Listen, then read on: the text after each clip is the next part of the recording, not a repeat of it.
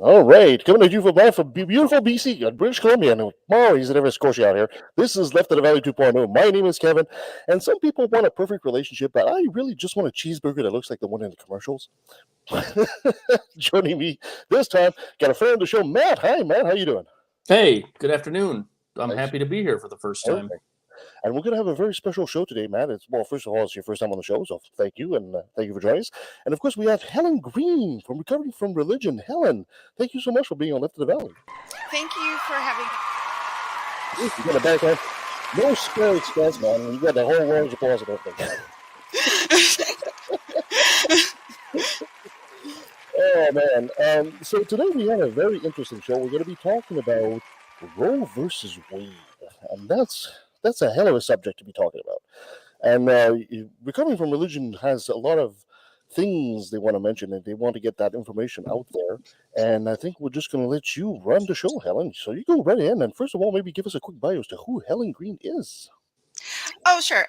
Yeah. So I am a recovering from religion ambassador. I am also a mom, and I'm queer, and I live in the South. I live in Florida. I've been married for 16 years. So that's like the brief synopsis. My background is in psychology, and I work my professional life. I work as an office manager for an assisted living facility. So that's like the baseline. As far as what I do for recovering from religion, I do a bunch of different things. The ambassador is what I'm doing now, getting information out to the people about recovering from religion. If you're not familiar with our organization, and especially about the reproductive rights task force that we're doing. So that's what I'm doing I'm like a speaking head for recovering from religion. Also, I help. We have a fundraiser every year, so I'm kind of the promo person for that. And also, I'm a co-host on our weekly podcast, Recovering from Religion X, where you can find on YouTube or on where you get your podcasts. And so I co-host that, and I'm also a virtual support group leader. So I do that as well. So I have my hand on a lot of hats. So I guess we'll start with the get-go, because I know a lot of atheists are familiar with recovering from religion, which started with our friend Dr. Del Rey, but they might not be aware of what recovering from religion actually does. So maybe you'd be so kind to give us a quick idea about what they do. Yeah, so the wonderful thing about what we do is we offer hope, healing, and support to those who are struggling with doubt or in religious belief, or they're having some interpersonal problems with dealing with like religious family members. Basically, what we do is that you can call or chat in to our lines, and there'll be a trained agent at the other end giving. But basically it's like street epistemology with emotional support and resources. That's the baseline of what we do. We kind of walk people through, like if they're worried about, like, they have a fear of hell, or they're queer and they're struggling being queer in like the religious community, or they're just starting to doubt, like, they were taught like young earth creationism, and then they're getting, now like they're in college and they're getting all of a sudden all this like science education is conflicting with their belief.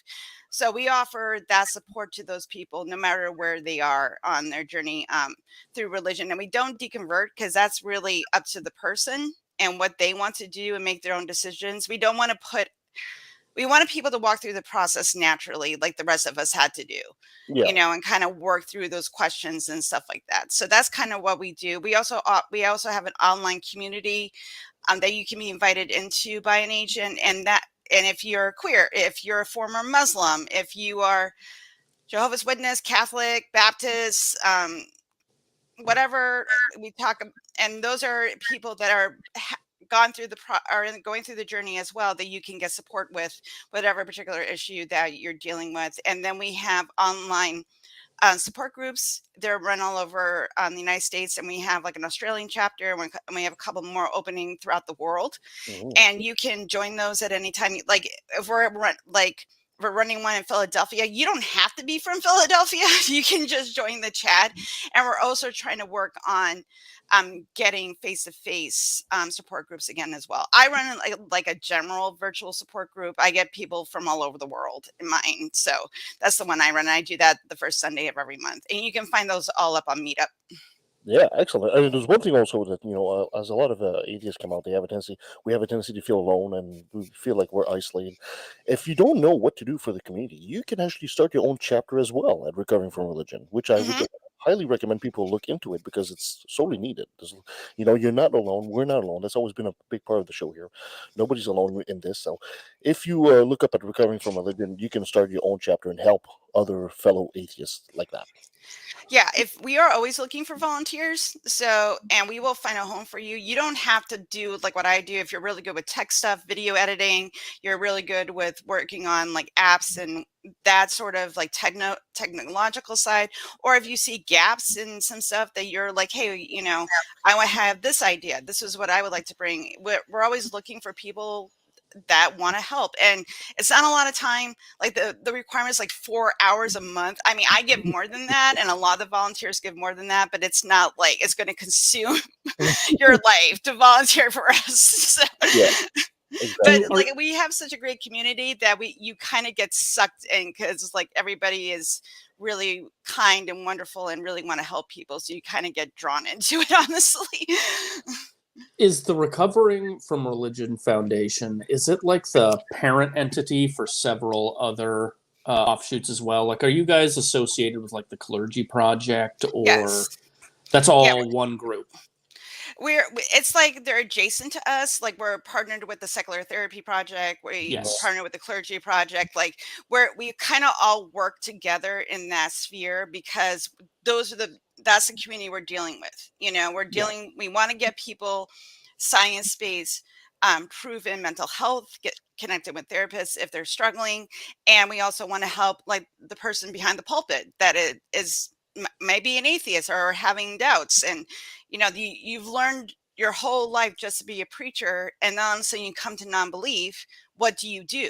Hmm. Because then your life's going to get turned upside down.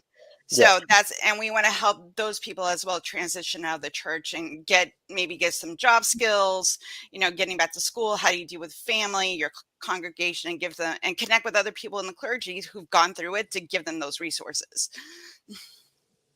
Perfect. And also, we were also going to mention that there's the Secular Therapy Project, which is also another one that's very important. In the States, apparently, it's a huge phenomenon that finding a therapist that's not going to try to get you to go to church and praise Jesus apparently is a problem. So I don't know if it's that much of an issue here in Canada, but in the States, apparently that's a huge issue. So if you are looking for therapy without having the church come pushed onto you, look it up. Yeah, you can't pray away depression. I'm going to tell you that right now. You just can't. And I've had it happen where a therapist does like a little bait and switch where they tell you that they use science-based therapy, and you pay for 4 to 8 therapy sessions, and then all of a sudden the answer is Jesus, and you're out money and time and this relationship you thought you were building. And it's terrific service to make sure that that's not going to happen ahead of time before you go. Yeah, Exactly. and even when like as us as agents, we'll even try to educate people, and we have podcasts on this before. It's like how to find a trained mental health agent, a therapist, because a lot of people see counselor, or life coach, and they think it's the same thing as like seeing a therapist, and they're completely different things. Like you might get someone that's doing counseling with like a background in like they take a few psychology classes in college, Yeah. or same with like a life coach and stuff, but it's not the same. You have to be, you're degreed and certified by the state. You have to do your continuing education. They'll also try to further their degrees in within their field and stuff like that. It's completely different than just going to a counselor or a life coach. Perfect. But today we are talking about Roe versus Wade. In case you guys have been like living under a rock on the moon, you haven't heard of it. This is the controversial Supreme Court decision to reverse the 1973 court case that legalized abortion for women across the United States. First of all, as I guess I gotta ask both you and Matt, how do you guys feel? Because we have an ambassador here, a female ambassador for RFR, and we have an American citizen, male American citizen. I'm a Canadian, and I'm watching this from abroad, and I'm thinking, wow, this is amazing. How do you guys feel about this? You go ahead, Matt, because I know I'm Okay. going to rant. So you go first. All right, I'll keep it short then, because I think my perspective is probably overused in society. So I think it's something that I've kept my finger on and watched pretty intently. I'm particularly interested in the moment and the historical angle of how this argument has even formed over time. I think that's really the key to people understanding the evil behind this, where this entire argument came from, because it's not historically the way we think about it. But yeah, it seems like the court is pretty activist, and this decision was pretty mean-spirited towards women, and I find it pretty reprehensible. Mm-hmm. Yeah, that's the fault that we're dealing with. I mean, obviously, I'm angry. I don't like feeling as like I'm a second-class citizen in my own country. I don't like the fact that the government thinks it knows better what we need for our lives and the decisions that we have to make, and have no health care, education, anything like that. They're just like, we don't like this, so we're going to get rid of it. Mm. And you Yeah. got it, and fuck you. Basically, it's a fuck you to us, basically, to people that own uteruses. Like, I'm done having kids. My kids are grown. I am shut down for business, but I have a child that has a uterus, and I have people in my life that are of childbearing age that I'm friends with, and family. Like, even if you can't have a child or you're done, it still affects you, because it affects everybody. When someone tells you your rights do not matter, and we're going to force you to have a child, or they think that an ectopic pregnancy can get moved into the uterus and is going to be a viable baby, and I'm like, no, that's not how this works. And that's the most frustrating thing about this feeling. Like, I thought I lived in a free country. I thought that I would have the ability to make decisions about my health care. Wow. Yeah. Apparently not. Helen, maybe you'd be so kind to, we have a lot of American listeners, but we have some Canadian listeners as well. Maybe you'd be so kind to give us maybe a brief understanding of the whole Roe versus Wade history of how all this came to be. Yeah, so back I think it was 1970. Yeah.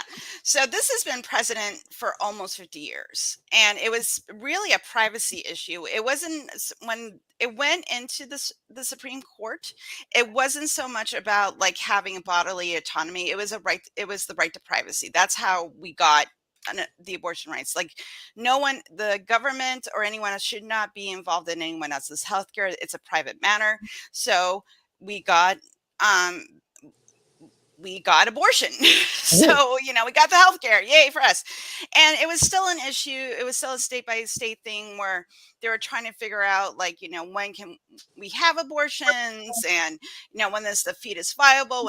When does it actually become a baby? And we weren't as, we didn't have a lot of that science at the time. Now we really understand how the fetus develops. It's at what week it is actually viable outside the womb. The real science behind, when a zygote fetus, infant, we know the progression. So, and basically the religious right wasn't really involved in politics until the Baptist Revolution in like the 1950s, 40s, and 50s. It started earlier, this slow religious movement into politics, but it was underground. It was not in the public, because there had always been people that from the religious people in general, especially from the right, trying to influence politics, but it didn't really take off until Nixon, where you're seeing public faces, people actually going to rallies. Like Reverend Billy Graham comes to mind during that time, where he would go and preach and mix politics and religion. he couldn't endorse a candidate because then he wouldn't get, the funding for his church. He wouldn't, he would not be tax exempt. But he would talk to his congregation about, voting your conscience, and have certain candidates do speeches or show up at his church so people could meet them, and walking those lines, and that's where you see that influence of the church moving in to governmental spaces and getting people that were religious elected into state offices and on the national level. Can I add something here real quick? Yeah. So the getting churches into politics was only one prong of this approach during the early 60s. It was really a two-prong attack. And a lot of people don't understand that the Republicans pre-1960 were the progressive party. They were the party that freed the slaves originally. They were the progressive party. But they were losing in popularity by 1960. So they devised a two-prong attack to switch sides. And that's when, because the Democrats were the Southern racist party at the time. And so the two-prong attack was in the North to make Democrat Catholics switch sides with the abortion debate. But the same attack was going on in the South, but on race issues. Yeah, and also thinking that if people don't understand how the Republicans were the progressive, just look up the GOP platform around 1956. 1956, that's a beautiful example. You'll be amazingly surprised how forward and progressive that platform was. So, it absolutely was. Do you guys feel that all this could have been avoided if people just simply enforced the Johnson Amendment? I mean, it's pretty much gutted for you guys now, right? Yeah. Yeah, it could have been. Yeah. And I think that's, and also too, like, it would have been great if we could codify it, like it's done law, and it can't, because it wouldn't have been so easy. Because this is how they overturned it. They did the same thing for the president. That a woman doesn't. Now we don't have a right to privacy. That's why they turned it over, and it's based on an older law that was, written in the 1800s. That the Supreme Court is like, this was precedent up to 1973, so we're going to use this, and then we're going to turn it over again and say that you don't have the right to privacy. Yeah. So it's very frustrating because we keep saying that we want and this is the thing about, like, the right, which I don't get, is that everybody's saying, like, I want a right to privacy, I want a right to guns, I want a right to, do what I want to do. Like the libertarians, like they're Republicans, but they're libertarian because they want to smoke pot. Like it's like all these different things that they're yelling about. Like they want privacy, but they don't want they want to infiltrate their beliefs into public spaces, and it's just like, I thought you wanted privacy, like, and to keep government out of these things. But I don't know. I'm like, it's schizophrenic in my brain. So that's exactly what's always been. I've always talked about conservative on the show as well. It's always been the case, right? If they want privacy, they want all this wonderful stuff for them. When it comes to somebody else, they really don't care until it affects them, right? The classic example I use is. Was it Cheney? Cheney that all of a sudden was against gay people until one of his daughters turned out to be gay. Oh, all of a sudden the gay were fine. Right. It's always been the case with conservatives. They don't care until it affects them. Then all of a sudden they see the light. Yeah, it's like you look at Clarence Thomas, who did say that he wanted to make lives miserable for liberals. Yeah. Based on his past, which I get. Like he went to law school and did a bunch of things when the country was like, it's still racist, but it was like really racist, where you just dropping the N-word and randomly to people, and he was getting excluded from certain activities at school and all these different things. So I get it, because he went to a liberal college, and so it's one of those things that you're kind of like, well, I kind of understand, I do, but at the same time, I'm like, you're still like, I'm sorry, like, dude, like, deal with your shit. Like it's not my fault. but the thing is though, he wants to take a lot of rights that we have, already with that we've kind of gotten used to in the past few years, except for interracial marriage. He doesn't want to overturn the Loving case. Of course And I'm like, I wonder why. But he is putting in his decisions invitations to overturn other cases. But you're right. Loving versus Virginia, he stops just shy of that because that affects him personally. Right. Exactly. But everything else is on the table. Right. Yeah. It's just insane. It is insane. So here today we're talking about recovering from religion, wanting to go out there and make a difference, make an impact. What is it that recovering from religion is looking to do here? So we are putting together a reproductive rights task force. Like my job as an ambassador is to talk about it and get people aware of what we're doing. And this is open to anyone because a theist is going to get pregnant. Yeah. Doesn't want to have the kid. And what do they do? So we are gathering emotional support. Trying to get to help with the emotional fallout with this and getting information to our agents, because we're suspecting as things go on, there are going to be people that are going to need to connect with us on this issue. So we're trying to, and we're also working with like the Secular Therapy Project on this. With therapists and things like that. So people, if they do need to get something beyond what we can give, the STP is aware and are working with us. We're also trying to work with what the law is, because the law right now is insane. Like there are lawyers who are trying to sift through all this, because each state, if it's up to the state, but each state has its own law.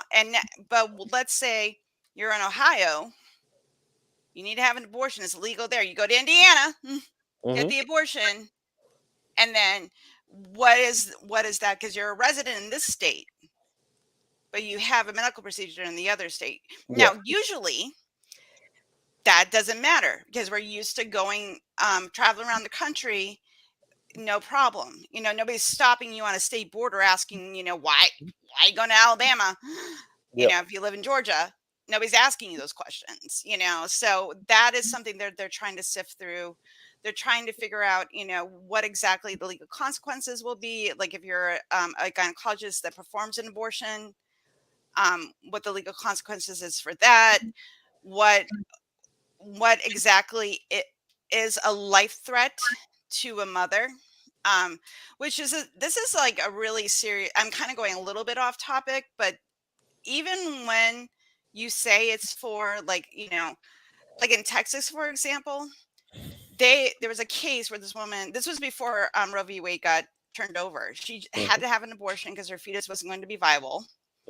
She went to the hospital, and because she was not septic, like she was not sick enough, they wouldn't perform the abortion. So she was bleeding.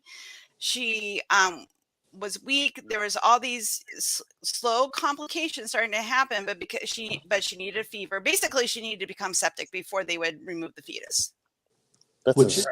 That's crazy. Yeah. And that's what we're going to be dealing with, because what is the line? If it's a life threat to the mother, or the fetus will not be viable, like what if his heart is growing outside his chest? That baby is not going to survive outside the womb. Well, I mean, it will not be viable. It's such an arbitrary thing to say as well, because it's like all three of us here have different immunities. So what's the level of septicness? Let's say each one of us was to get septic at some point before one of us collapses and dies. You can't really say, well, we expect it's only going to be at this level, the person's going to die. What if this person's got a weaker immune system? It's really like shooting a dart in the board and hoping it sticks. What an amazing risk to take, to say, no, just go home. You're not sick enough. It's like, and that's the thing that's so scary about this, because and it wasn't because the hospital didn't want to do the procedure. It was because of the law within the state that they couldn't go forward with giving this woman health care, because they were risking being sued. Could you imagine being forced to watch somebody die or nearly die simply because you were scared to act? Yeah. What a And terrible position to be in. And you would and think with the pandemic we just had, and we've seen how different people react very differently to that virus, to COVID-19. Some people get really like lifelong problems with them, and some people just shrug it off like it's nothing. Why? How would you even, as a doctor, say, no, you're not sick enough, you're septic, but you're not septic enough? It's like, oh my God, what an amazing, amazing risk to take. this kind of leads back into, what I was saying, what we're doing with the states is because we need to understand the ones that are saying that, we will perform abortions like rape, incest, or if there's, life threat to the mother. Mhm. What is the line? And you better know that line Yeah. and And understand it, because this is what we now have to prepare ourselves for what the line is and going into it. If you do want, you're going to have a necessary abortion, because that fetus will not be viable or you're going to die. yeah. And that's the thing that is also very concerning. So we're trying to get as much law information as we can and gather those resources. We do have like a preliminary of what's happening in each state right now, but as this thing goes through the state constitutions and things like that, and what the guidelines were, those are going to change. Right now they have stuff on the books, but it may not pass through, or they'll have to tweak it, all these different things, because that's just the way the law works. And we Mhm. want to give people accurate information of, what is going on in their state and what their options are. Yeah. And you do so. Sorry, Matt. Go right ahead. Actually, before we finish this topic, there's another like level of insidiousness here that I think needs to be brought to attention. Is Mm, before we had the case that overturned Roe v. Wade, they had just finished with a smaller attempt to do so with a Texas law, where rather than full out banning abortion, instead they put in a law that if somebody has an abortion, anyone who finds out about that abortion can sue yes. anyone that helped in that Right. abortion, all the way down to like the Uber driver who drove the person to the clinic. And those people can be sued for $10,000 by an unlimited number of people. And this was just simply put into the law so people didn't have to To challenge the just, law in court, essentially. yes, to just scare anyone into not helping a woman, and the religious right to be able to punish people who did help them. And the Supreme Court upheld that as constitutional. Oh, by the way, hi, Christine. How you doing? Well, I'm fine, and I'm sorry I've got a very sketchy connection, so I hope I can stick around and That's okay. That's participate. okay. I Hello. tried to get on, but Oh, hi, perfect. nice to meet you, Helen. It's nice to meet you too, Christine. So the recurring religion is essentially trying to ally themselves with therapists and lawyers and trying to dig deeper into the law. What are they hoping to create some kind of oasis for women to go and be able to have the number of resources to help them get abortions? What exactly is the goal here? Well, basically, we want to offer. We want to have a place, like, let's say you are facing having an abortion, like you have to make this decision, you're pregnant, you're freaking out. And you're living like in Oklahoma where it is completely banned. We want to be able to say, like, okay, like, what options do you have? These are the resources we can give you on our end, and make sure we have those available. Also, if you just want to help, we're going to be having charities that are working to get to help people get for people to get the funding to for these organizations to help people with these issues. So we're Mm, gathering, people, if they want to contribute money, would they want to contribute time, whatever it is, we're doing that. And also we're also encouraging people to vote. So that's the big, please vote. yes. um Is like there something? we can't, we're a charity, so we can't endorse any candidates, but we're just encourage people to vote. get informed of, not only on the national level, but on the state level, who's on your school board, who's running for mayor, educate yourself on, their platform, the things that they have voted on. And make a decision, that if this is something that you want to see change, this is the way. This is one thing that you can do. You can vote. Nobody's taking that away from you. You can vote. So, I mean, people don't seem to realize some of the ramifications of this, of something like that. If all of a sudden you're in a state and you decide that 6 weeks your embryo is essentially a person with human rights, well, does that mean that all of a sudden, as a male, does that mean that you start paying child payments? You do child support at 6 weeks? How about your taxes? Do you get a tax credit for your child at 6 weeks? I mean, these are very interesting questions that we're gonna have to answer because of this court decision. There was a terrific news story last week where a pregnant lady, decided to just start driving in the HOV lane until she got a ticket. yeah, And now she's using that to go to court because if her fetus is a person, she should not have to pay that fine. That could have interesting ramifications as well. Absolutely. So it kind of binds also the hands of the court, because if the court says, well, no, it's not, then all of a sudden you kind of say, well, if it's not a person, it could go all the way to the Supreme Court over something as stupid as a HOV ticket. Yes. And that reminded me, Matt, when you're talking about that woman in Oklahoma. There is a senator doing what you just said, Kevin, about like introducing bills saying, okay, if a fetus is a person, they're protected under insurance. They should have the same human right protections as all of us. If this is a person, they should get the same protections. Yeah, absolutely. And I bet, and there's going to be some pushback against that, but it's like, okay, you said it was a person, so we got to start implementing these laws to include, fetuses under like child tax credits and insurances and all this type of stuff, like under Medicaid, Medicare and things like that, because it's like, it's a person. Yeah, well, all of a sudden you're a woman and you can't go into a club or a bar because you're pregnant, because all of a sudden you're bringing in a minor, which is not allowed in the bar. Right. It's a whole can of worms that's been opened with this, and it's going to be really ugly to see what's going to happen down the states here. Yeah, and let's touch for a second. There are not a lot of people on either side of the Roe v. Wade argument historically really kind of understood what Roe v. Wade actually said. What was the philosophical idea behind it?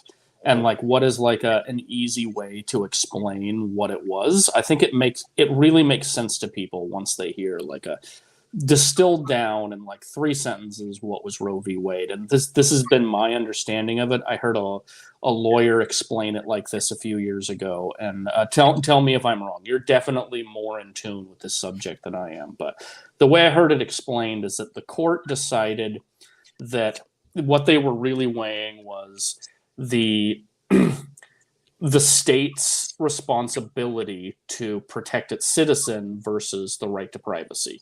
And where did that lie? And what they decided was, in the first trimester, they could not violate your privacy.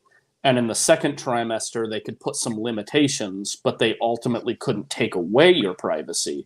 But then in the third trimester, the potential was strong enough that they could protect that potential life. And you didn't really get a say once it had gone that far. Is that a fair representation? Yes. Yeah. And it was really just a balancing test of the citizen's right versus the government's responsibility to protect its citizens. Yeah, that's basically it. And that's why it got overturned, and then because it was on the privacy stance. The privacy isn't important anymore. Right. Is basically what they said. Now we're declaring fetuses as people, so they have human rights now. So that privacy clause got turned over, because now that fetus, embryo, whatever, now has the same right as any other human being. And regardless of the level of regard- sapience or yeah, sentience of that. regardless. And I'm like, okay. Like, The Supreme Court at the time, actually decided to create the whole trimester thing. That's Yes. something that was discussed. They basically came up with, I think, was pretty much elegant solution Yeah. to a very interesting problem. I think would have been interesting was to uphold Roe versus Wade, but maybe move the line as to where the trimesters are, because we know more about the science of the biology now. Well, they did that. That was Planned Parenthood versus Casey. They moved the viability line farther down because the science had changed. Yeah, exactly. So it's amazing. So do you guys feel that you guys are like one step away from living in a theocracy at this point? I mean, I've been calling myself of Todd because I'm living in the Handmaid's Tale. My husband's name is Todd. I'm like, I'm your property now. I'm like, you better start making more money. I'm gonna have to stay home. I luckily live in the liberal bubble of Portland, Oregon, so like it hasn't reached here yet, but yeah, it's definitely like watching a war out of a window. It's a really strange dichotomy in the rest of the country.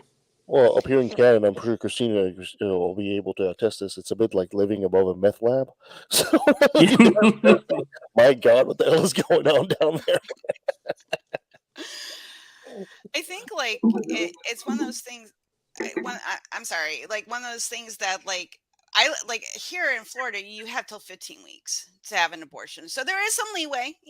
Like they haven't completely banned it, but knowing DeSantis, he's going to put more restrictions on it because he knows his base, and he wants to run for president. So just saying. So like I got my 15 weeks, but just. I'm not really happy about it, but I'll take it. So. Can we talk before we get off about some of the arguments from the other side, like some of the loaded language that they use? So, like, let's start with heartbeat bills, for instance. Like that, there is like this idea that, or the concept of the fetal heartbeat really isn't what they say it is. This is loaded language that they're using to trick people emotionally, because at the stage you detect that they're calling a heartbeat isn't actually even a heart. No, it's an electrical pulse, I believe. Yeah, it's just like a group of cells. But is there like, you probably, again, you would know more about this than me, but I see examples of that loaded language they use. Can you think of any other examples where it's just not what they're saying?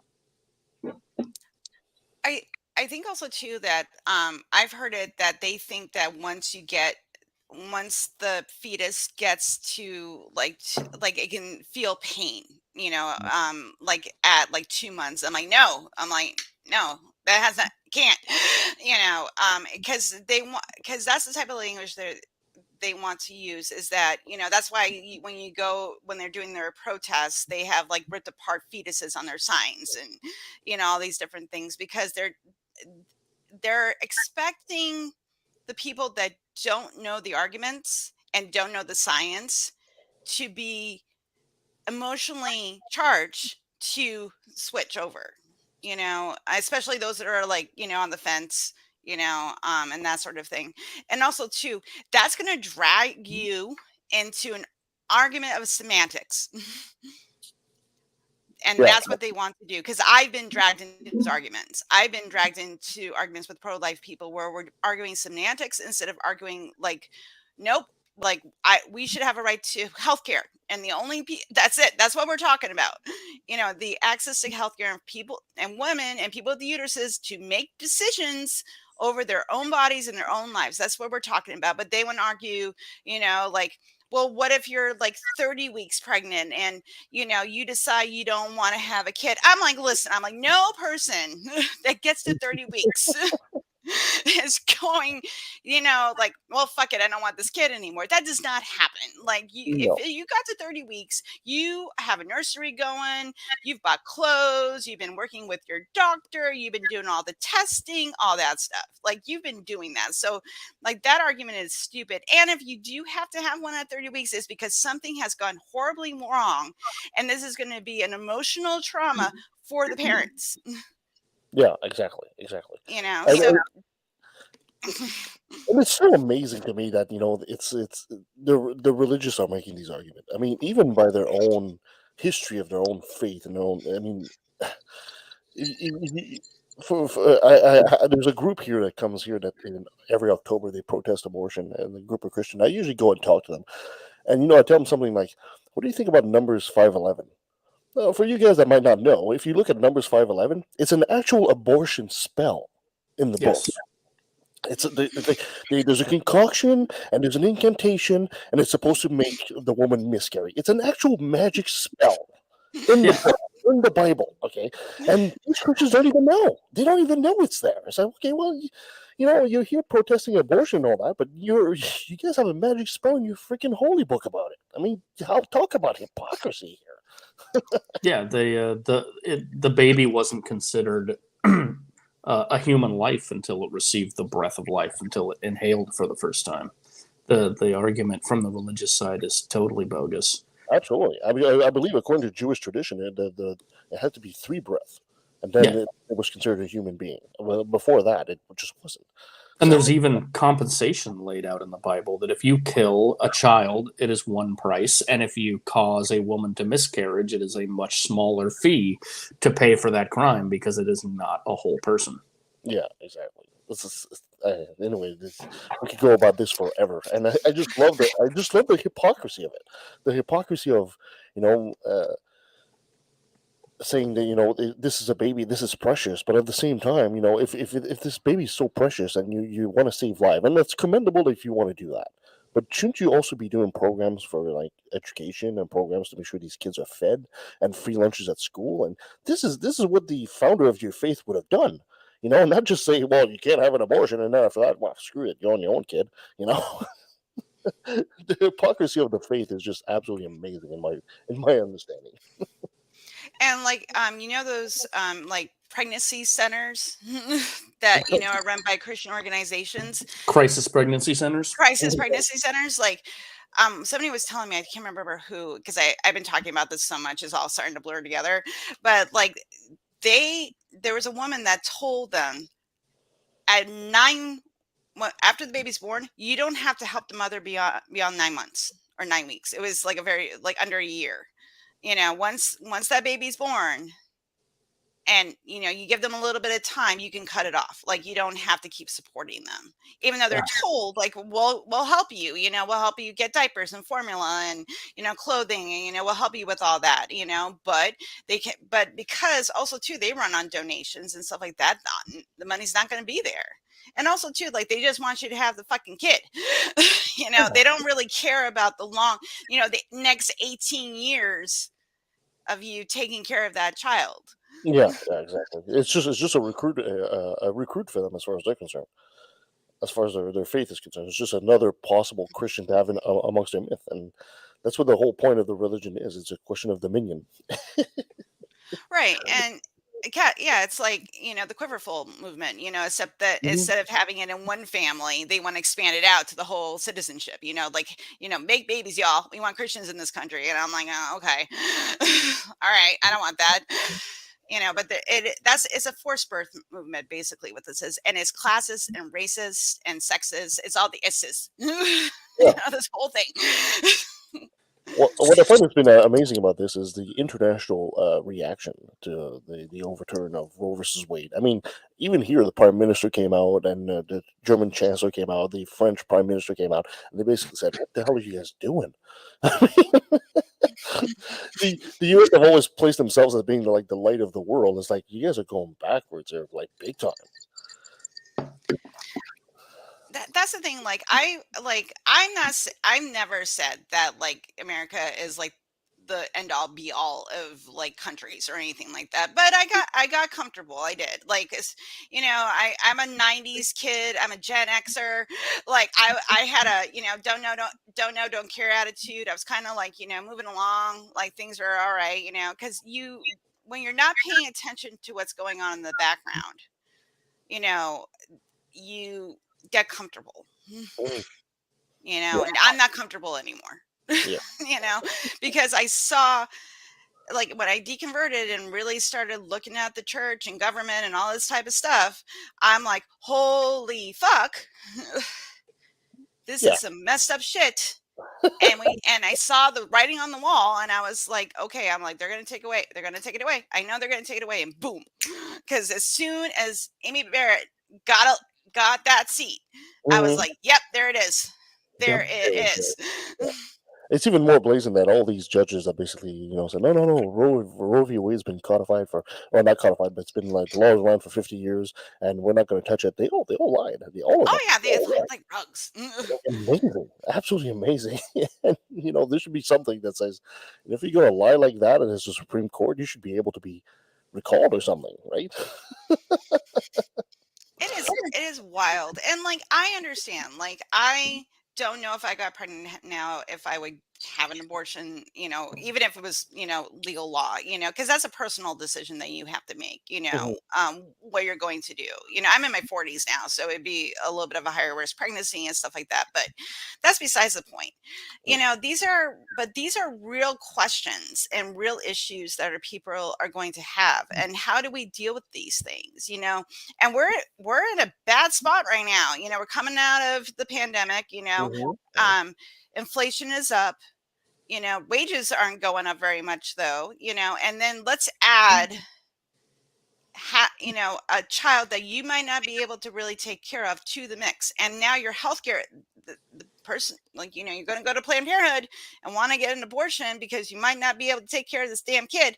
And the government is basically telling you, yeah, too bad. Like, you're going to have the kid. And that's what's so aggravating. It's like, but you're not living my life, motherfucker. You're not living my life. So why are you telling us how to live our lives, and that having a kid is the greatest thing ever? And like, they don't care about the kids. They're not investing in like health, like you said, healthcare, education, programs to feed kids, all that type of stuff. Yeah, this is the same side that's cutting benefits for people that need them. Yeah, it's also the same side that basically says we want smaller government, yet you're interfering in your private life as the government. I mean, it's like I said, it's so confusing. Like, it's like I said, I'm like, okay, I'm like, am I crazy? Sometimes you pull back, you're like, am I the crazy one? Does this make sense?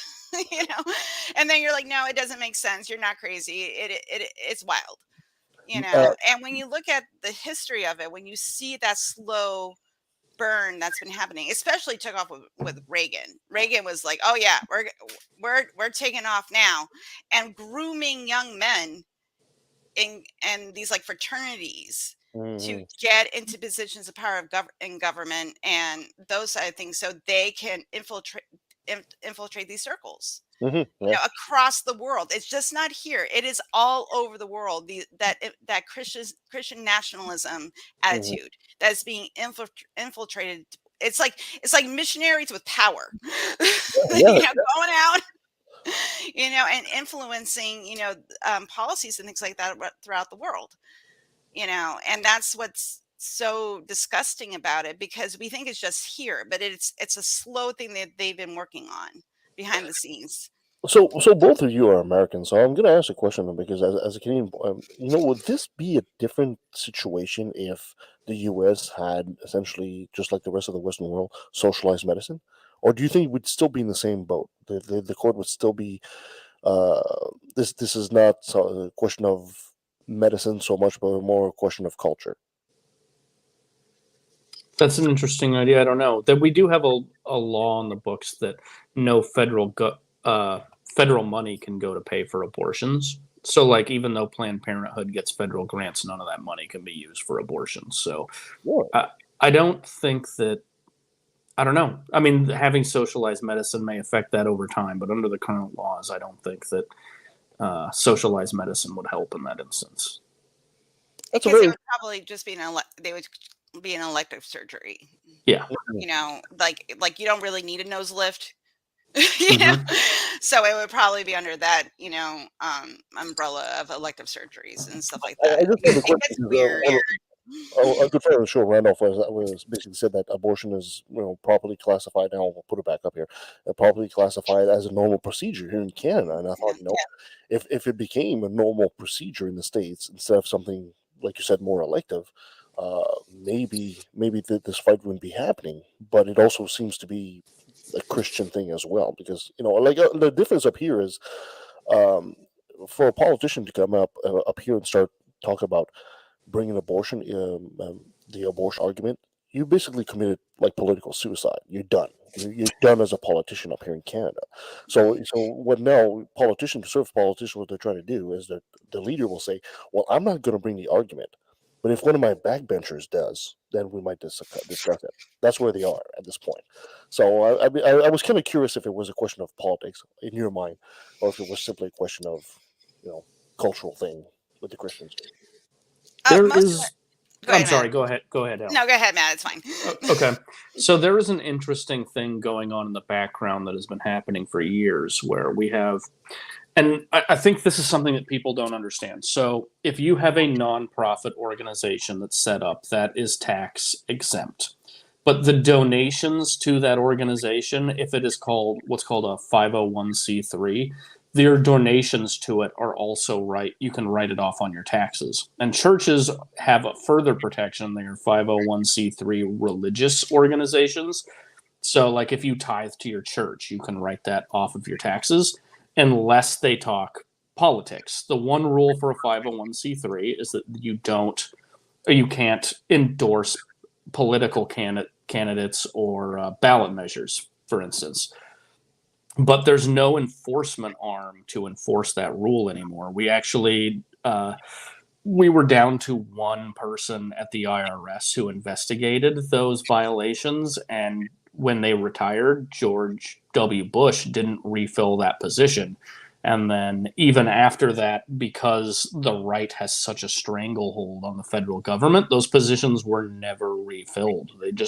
You weren't allowed to fill those positions, which has let religious organizations in the U.S. run roughshod over that 501c3 rule.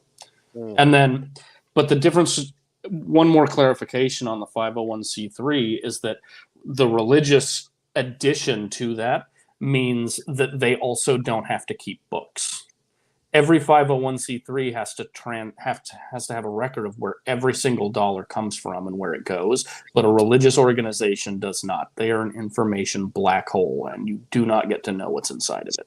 Yeah, and they make a ton of money at it too. I mean, I always recall that number that the WHO came out with several years ago. They said it would cost between $30 and $50 billion a year to end world hunger. We're talking about feeding everybody with a belly full at the end of the day. Yet just in the U.S., which is 5% of the world population, 5% of the world population, just the American churches make $80 billion a year. Which would mean if they really wanted to erase poverty, just the American churches. We're not talking about the English, the French, the Russians, whatever. The Catholic. The Catholics. 5% of the world population could actually save the world and end world hunger. So it's not because we can't do it; it's because they don't want to do it. Oh yeah, Kevin, Kenneth Copeland needs a jet, so he can't feed kids. He needs a jet. He needs a jet. He needs a second jet and a third jet. I know. That's the kind of shit I think about, or I think of did we lose McCabbage, like barreled through the IRS to get tax exempt status for Scientology and stuff like that, and how he made things miserable for agents at the IRS and stuff like just to get his fucking way. That's the type of thing I see. When I think about people suffering, not having health care, having to choose between their electric bill or food, that type of stuff. And then I see, like, I'm a former Catholic, so seeing the Catholic Church, live in a palace, and their own mini nation, and have all this fucking money and not doing anything with it, except covering their ass. So we just had the Pope come up here in Canada to apologize for the residential school debacle, which is going to be something to watch because that's probably going to happen in the U.S. and down the road as well. But even he's basically saying, "Oh yeah, we're just going to do some fundraising for all these people that have suffered." Fundraising? You guys are extremely rich. Why do you need to do fundraising for this? Just open your coffer. Yeah. Right. That Hey, they could libertarian just go argument. in. They Oh, could go into like the churches and take all that gold-plated dishes they use for Yeah. sacraments and stuff like that. Sell that off. I'm sorry, I didn't mean to interrupt you, Matt. no, that's fine. Our brains are firing Yeah. simultaneously. So there's that argument, libertarians use it especially, that churches do good works as I'm drawing a blank, but private institutions and charities can solve the issue of getting people in need food and resources, right? Yeah. So the church is held up as an example of that. And the churches always talk about all the good works they do, but if you look at it as a whole, churches spend 5% of the money they get on Yeah. charitable sources. That's nothing. So they get the tax exempt status of a charitable organization, but they do almost no charity. Yeah. I'm going to ask a political question here at this point. There's something that's very odd about this whole situation because let's face it, faith is dying, especially in the U.S. There's kind of like a lot of diminishing returns here. Yet, they seem to become more and more powerful. Do you think you guys are in this situation right now with Roe versus Wade because mainly of political apathy? Yeah, it's Oh yeah. probably a lot of it. Oh I yeah. mean, just by the sheer numbers, conservatives are about a quarter to a third of the American population. So if the other 2/3 was to come out and actually vote all the time, just by the sheer numbers, conservatives could never actually get into any position. I mean, of course, there's gerrymandering that can be used as an argument, but just by the numbers. And yet, right now, you guys are in a situation where they're pretty much ruling the roost in a position of minority. So, what do you guys recommend to your fellow Americans do to change that situation? Vote. It is, but like I'm not talking about like this is the big thing. Like you have to vote at your local level because we tend to focus on the nation, like who's running for president, and that type of stuff, and talking about like the presidential runs and who's their cabinet's going to be and all this type of stuff. And that stuff's important. I'm not saying it's not, but you should know what is going on in your local politics. Hmm. You should know who's on your school board. You should know, who's on your who your state senator is, for your district. You should know those answers. You should know what kind of laws they're passing, locally, Yeah. that affects people in your community. Because if you're not paying attention, because that's the pipeline, it starts small and then it expands out and out and out. Then we're going into the state legislators and the state senate, and then the governmental races and things like that. And then it moves up the chain to the federal. So, Yeah. and like, and the thing is though, is that everybody's connected in some way, even if you think like the local school board person doesn't really do a lot in the political realm, I'm like, Every Ted because, Cruz started as a city councilman somewhere. yeah, exactly. So it's just like these people have ambition. If like it takes a lot to want to get into politics. Even on the local level, like I do, like I could never run for office because I would have to make deals and do some shady shit to get things passed, and I can't. My moral compass just wouldn't bend, and plus, like I'm not a very aggressive person, so it would just be no. But these are things that you kind of have to think about, especially now that we're seeing that the long game is winning for them. Hmm. Yeah. They are winning They're playing because nobody was paying attention and Yeah. because religion is wrapped in that bow of like we do good works and we're just trying to take care of people. We feed the sick and the homeless, and we're taking care of kids, we're doing food drives, so like it has that nice facade, but I can put a bow on a box with some shit in it and you're still going to get shit inside the box. Like, no matter how I dress it up. But you still technically gave them a present. But I did. I technically gave you a present.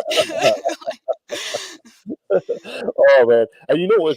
I don't know about you guys, but up here in Canada, what they say is, for example, they say when you talk to your local politician, they expect you you have the voice for like 3 people because you have 2 friends that agree with you. When you talk to a provincial or a state politician, they think you've talked about 5 people that agree with you. So when you talk to a federal politician, they expect you to speak for 20. It's probably the same thing in the US, some kind of formula like that. So for Americans down there, go get active and do speak to your politicians because you're not just speaking for yourself. They always have in the back of your mind that you have friends that agree with you, and your voice has more impact than you actually think. Anyway, Helen, thank you so much for doing the show with us. Really appreciate it. In final words, what would you tell all your American friends out there? What could they do to get involved with recovering from religion and help this fight? So if you go to our website, go to www.recoveringfromreligion.org. That is going to take you to everything that we do, our resource page. We're going to have a lot of the stuff we're having on these abortion issues are going to be on the resource page as well. So you don't have to contact Recovering from Religion. I mean, you should if you need to. We're here 24/7. Though somebody will talk to you, but we will have those resources available on the website, especially as we keep gathering them, because we're just at the beginning of this. We want to keep it going because we're in this for the long haul, y'all. Also, too, if you want to volunteer, please fill out a volunteer application. If you have any questions about volunteering, recovering from religion in general, you can contact me. My email is helen@recoveringfromreligion.org. You can reach me there. And my encouragement to you is, I know right now a lot of people are apathetic and feeling kind of nihilist, and I get that. It's very, very frustrating. But if you are feeling angry and you're feeling frustrated and you want to channel that into something, get involved. If you can vote, if the only thing you can do is vote. If there's a certain candidate that you back and you want to do some work, go door to door, write postcards, make phone calls. If you want to help someone, understand their rights, get involved in that. If you can only give money to an organization that's actually fighting, for us to get these rights back, Mhm. and to help vulnerable people that are going to be facing some really, really tough decisions. So, Excellent. there is something you can do. I'm like, I know that the temptation is to sit on your hands because it feels overwhelming, and it is. But the more of us that stand up and actually do something about what's going on, we will see the change. Just saying, it will happen, but we got to do the fucking work. As Excellent. Dumbledore said, it's time to choose between what is hard versus what is easy, and we Perfect. got to do the hard shit. Helen, thank you so much No, for doing what is right versus what is easy. So do the right thing. it. Exactly. I misquoted With we get the great wizard Dumbledore. I misquoted. yeah, you can go on the wisdom of Dumbledore, of course. Right, exactly. Yeah. Helen, before I let you go, I gotta have you say hi. This is Helen Green of Recovering from Religion, and I took a left to the valley. Hi, this is Helen Green from Recovering from Religion, and I did Left of the Valley.